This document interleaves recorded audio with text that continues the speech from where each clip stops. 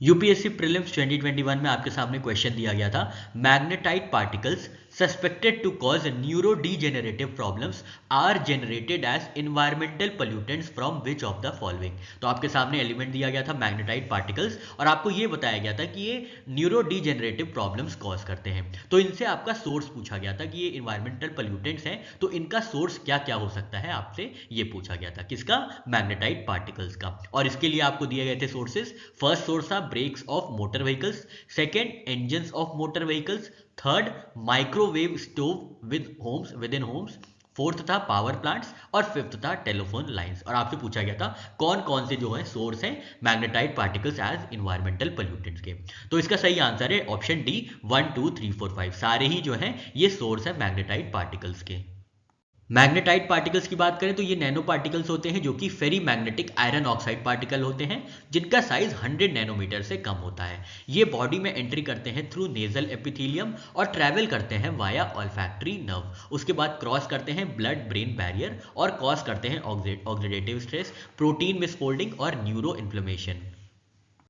Question पे आते हैं। पहला सोर्स दिया गया था ब्रेक्स ऑफ मोटर व्हीकल्स का, जो कि बिल्कुल करेक्ट है क्योंकि ब्रेक पैड और डिस्क के बीच के फ्रिक्शन की वजह से क्या होता है, iron rich wear particles release होते हैं। इन वेयर पार्टिकल्स में क्या होते हैं, मैग्नेटाइट होते हैं जो कि फॉर्म होते हैं via high temperature abrasion and oxidation. इसकी वजह से ये फॉर्म हो जाते हैं as road side particulate matter जो कि रिच होते हैं मैग्नेटाइट में। कैसे आते हैं, ब्रेक वेयरिंग एंड टेयरिंग से। ठीक है, तो जो हमारा पहला सोर्स दिया था ऑप्शन में वो बिल्कुल सही है।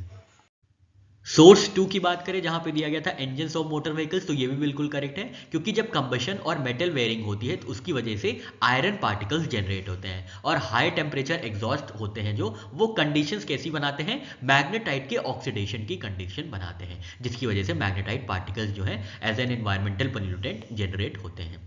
फिर बात करते हैं थर्ड सोर्स की जो था microwave stoves with in Holmes, तो ये भी बिल्कुल सही बात है। जो मेटल कोरोजन होते हैं और स्पार्किंग होती है माइक्रोवेव की कैविटी वॉल्स में वो मेटालिक होती है जिसकी वजह से माइक्रो कोरिजन होते हैं। और इलेक्ट्रोमैग्नेटिक फील्ड इंटरैक्शन की वजह से क्या होता है, अल्ट्रा फाइन मैग्नेटाइट पार्टिकल्स जो है जनरेट होते हैं और ये भी इन्वायरमेंटल पोल्यूटेंट की तरह काम करते हैं। फोर्थ सोर्स की बात करें पावर प्लांट्स, तो ये भी बिल्कुल करेक्ट है क्योंकि कोल कंबशन और हाई टेम्परेचर इंडस्ट्रियल प्रोसेस की वजह से आयरन इंप्योरिटीज जो होती हैं ऑक्सीडाइज हो जाती हैं मैग्नेटाइट में जिसकी वजह से मैग्नेटाइट रिच पीएम फॉर्म होते हैं आसपास के एरिया में पावर प्लांट्स के। फिफ्थ सोर्स की बात करें तो ये भी बिल्कुल सही है कि टेलीफोन लाइन्स जो होती हैं वो करंट फ्लो की वजह से iron oxide nano particles generate करती हैं, तो ये भी ऑप्शन सही हो जाता है।